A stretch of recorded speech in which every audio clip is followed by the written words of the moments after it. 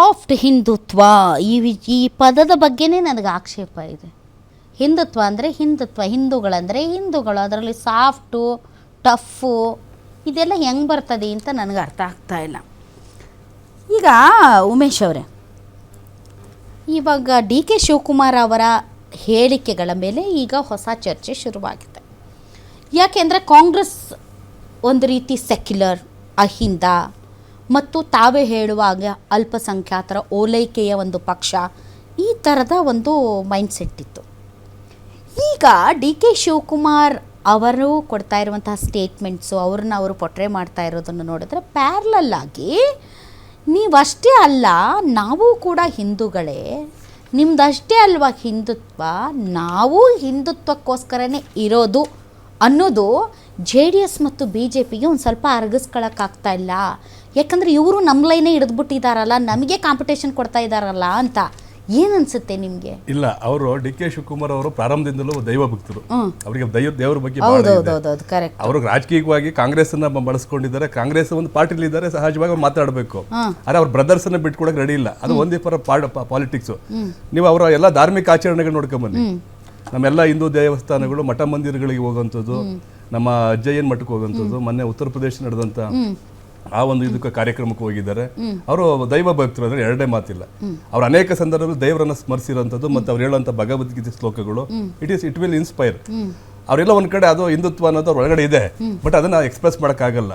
Because ಇಲ್ಲೇನಾಗುತ್ತೆ, ಅವ್ರ ಸಹೋದರರು ಹೊರಟೋಗ್ಬಿಡ್ತಾರೆ. ಯಾರು ನಮ್ಮ ಯಾರು ಸೋಕಾಲ್ಡ್ ನಮ್ಮ ಯಾರು ಅಲ್ಪಸಂಖ್ಯಾತರು ಅಂತ ಹೇಳ್ತೀವಿ, ಅವ್ನು ಕಾಂಗ್ರೆಸ್ ನಿಂತಿರೋದು ಅದೇ ಬೇಸ್ ಮೇಲೆ. ಹಾಗಾಗಿ ಅವ್ರನ್ನ ಎಲ್ಲಿ ಕಳ್ಕೊಂಡ್ಬಿಡ್ತೀವಿ ಅಂತ ಆತಂಕದಲ್ಲಿ ಅದನ್ನ ಹೇಳಿದ್ದಾರೆ.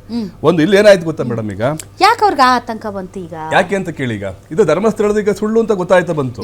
ಧರ್ಮಸ್ಥಳ ಅಂತ ಅಷ್ಟು ಭಕ್ತಾದಿಗಳು ಹೋಗುವಂತ ಜಾಗ ಅದು ಹಿಂದೂಗಳ ಅಸ್ಮಿತೆ. ಕರ್ನಾಟಕ ರಾಜ್ಯದ ಅಷ್ಟೇ ಅಲ್ಲ, ಹೊರ ರಾಜ್ಯಗಳಲ್ಲಿದ್ದಾರೆ, ಹೊರ ದೇಶಗಳಲ್ಲಿದ್ದಾರೆ. ಅದೊಂದು ಶ್ರದ್ಧಾ ಕೇಂದ್ರ. ಅಲ್ಲಿ ವೀರೇಂದ್ರ ಹೆಗಡೆ ಮತ್ತು ಸೌಜನ್ಯ ಪ್ರಕರಣ ಇವೆಲ್ಲ ಅಪಾರ್ಟ್ ಫ್ರಮ್ ದಿಸ್ ಒಂದು ದೇವರಿದೆ ಅಂತ ಒಂದು ನಂಬಿಕೆ ಇದೆ.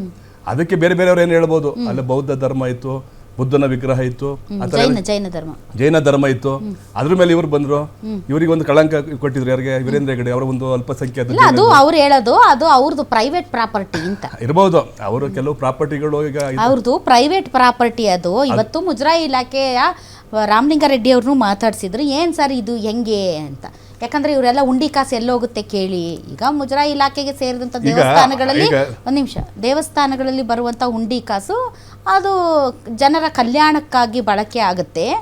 ಆದರೆ ಈ ಧರ್ಮಸ್ಥಳದಲ್ಲಿ ಹಾಕುವಂತಹ ಹುಂಡಿ ಕಾಸಾಗಿರ್ಬೋದು ಅಥವಾ ಅಲ್ಲಿ ಜನರೇಟ್ ಆಗುವಂತಹ ಏನು ಇದಿದೆ, ಅದು ಎಲ್ಲಿಗೆ ಹೋಗುತ್ತೆ ಅದು ಅಂತಂದಾಗ, ಇಲ್ಲ ರೀ ಅದು ನಮ್ಮ ಸುಪರ್ದಿಯಲ್ಲಿಲ್ಲ, ಅದು ಮುಜರಾಯಿ ಇಲಾಖೆ, ಅದು ಅವ್ರ ಪ್ರೈವೇಟ್ ಪ್ರಾಪರ್ಟಿ. ಅದು ಅವ್ರ ಪ್ರೈವೇಟ್ ಪ್ರಾಪರ್ಟಿ, ಅವ್ರಿಗೆ ಹೆಂಗೆ ಇಷ್ಟ ಬರುತ್ತೋ ಹಂಗೆ ಅವ್ರು ಯೂಸ್ ಮಾಡ್ಕೋತಾರೆ ಅಂತ ಅವ್ರು ಹೇಳಿದ್ದು. ಯಾರು? ರಾಮಲಿಂಗಾರೆಡ್ಡಿ ಅವರು. ಸೊ ಹಂಗಾಗಿ ನೀವು ಎರಡು ಮಿಕ್ಸ್ ಮಾಡಬೇಡಿ. ಇರ್ಬೋದು, ಅದು ಖಾಸಗಿ ದೇವಸ್ಥಾನ ಇರ್ಬೋದು, ಒಂದು ಟ್ರಸ್ಟ್ ಇರ್ಬೋದು. ಆದ್ರೆ ಹೆಗಡೆ ಅವರ ಕುಟುಂಬ ಕೇವಲ ಅವ್ರಿಗೋಸ್ಕರ ಏನ್ ಮಾಡ್ಕತ್ತಲ್ಲ ಮೇಡಮ್, ಸಾವಿರಾರು ದೇವಸ್ಥಾನ ಹಿಂದೂ ದೇವರುಗಳಿಗೆ ಹಣ ಸಹಾಯಧನ ಮಾಡ್ತಾ ಇದ್ದಾರೆ. ಎಲ್ಲಿ? ಹಳ್ಳಿಗಳಲ್ಲಿ ನೀವು ಬಂದು ನೋಡಿ. ಅದೇ ಇದು ಸಂಘನ ಅಲ್ಲ, ದೇವಸ್ಥಾನಗಳಿಗೆ 2 ಲಕ್ಷ 3 ಲಕ್ಷ 5 ಲಕ್ಷ ಟ್ರಸ್ಟ್ಗಳಿಂದ ಕೊಡ್ತಾರೆ. ಹಿಂದೂ ದೇವಾಲಯಗಳ ಕಟ್ಟಲಿಕ್ಕೆ, ಅದು ಈಶ್ವರ ದೇವಾಲಯ ಕಟ್ಟಲಿಕ್ಕೆ, ಮಧ್ಯವರ್ಜನ ಶಿಬಿರ ಮಾಡ್ತಾರೆ. ಆಮೇಲೆ ಮದ್ಯಪಾನ ನಿಷೇಧ, ಧಾರ್ಮಿಕ ಕಾರ್ಯಕ್ರಮಗಳಿಗೆ ಪ್ರೋತ್ಸಾಹ ನೀಡ್ತಾ ಇದ್ದಾರೆ. ಅಷ್ಟೇ ಅಲ್ಲ, ಸಾಮಾಜಿಕ ಕೆಲಸಗಳನ್ನು ಮಾಡ್ತಾ ಇದ್ದಾರೆ. ಈಗ ಅವರು ಧರ್ಮಸ್ಥಳ ಸಂಘಗಳನ್ನ ಮಾಡೋ ಮುಖಾಂತರ ಸ್ತ್ರೀಶಕ್ತಿ ಬಲವರ್ಧನೆ ಮಾಡಿದ್ದಾರೆ. ಅದು ಬೇಡ ಆಯ್ತು. ಆಮೇಲೆ ಶಿಕ್ಷಣ ಸಂಸ್ಥೆಯನ್ನು ಮಾಡಿದ್ದಾರೆ, ಅದ್ರ ಮುಖಾಂತರ ಇದು ಮಾಡಿದ್ದಾರೆ. ಈಗ ಸಹಜ ಅಲ್ಲ ಮೇಡಮ್, ಆ ತರ ಅವರ ಎಜುಕೇಶನ್ ಟ್ರಸ್ಟ್ಗಳು ಯಾರಿಗಿಲ್ಲ?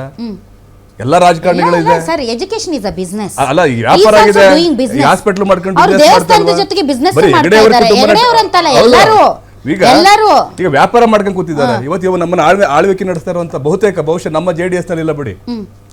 ನಮ್ಮ JDS ನ ಕುಮಾರಣ್ಣನಲ್ಲಿ, ನಮ್ಮ ದೇವೇಗೌಡರಲ್ಲಿ ಈ ತರದ ಯಾವ್ದೋ ಒಂದು ವ್ಯವಹಾರವನ್ನು ಮಾಡಿಲ್ಲ. ಬಹುಶಃ ಇನ್ನ ಬಿಜೆಪಿ ಮತ್ತೆ ಈಗ ಕಾಂಗ್ರೆಸ್ ಎಲ್ಲರೂ ಮಾಡಿದ್ದಾರೆ. ಅದು ನೀವು ಹೇಳಿದಂಗೆ ವ್ಯಾಪಾರನೇ ಆಗಿದೆ. ಒಂದೊಂದು ಜಿಲ್ಲೆಗೆ ಒಂದೊಂದು ಅವರದೇ ಸಾಮ್ರಾಜ್ಯ ಆಗಿದೆ. ಇವತ್ತೆಲ್ಲ ದುಬಾರಿ ಆಗಿದೆ ಶಿಕ್ಷಣ. ಹಾಗಾಗಿ ಇಲ್ಲಿ ಕೇವಲ ಅವರನ್ನ ಟಾರ್ಗೆಟ್ ಮಾಡೋ ಒಂದು ಉದ್ದೇಶದಿಂದ ಕಾಂಗ್ರೆಸ್ನವರು ಈಗ ಉದಾಹರಣೆಗೆ ಈಗ ಮಾನ್ಯ ಉಪಮುಖ್ಯಮಂತ್ರಿಗಳು ಅವ್ರದ್ದು ಸಾಫ್ಟ್ ನೇಚರ್ ಆ ಥರ ಇದ್ದಾರೆ. ಇವ್ರದ್ದು ಫೇಲ್ಯೂರ್ ಆಗಿದೆ ಅಂತ ಒಂದು ಆತಂಕ ಇದೆ.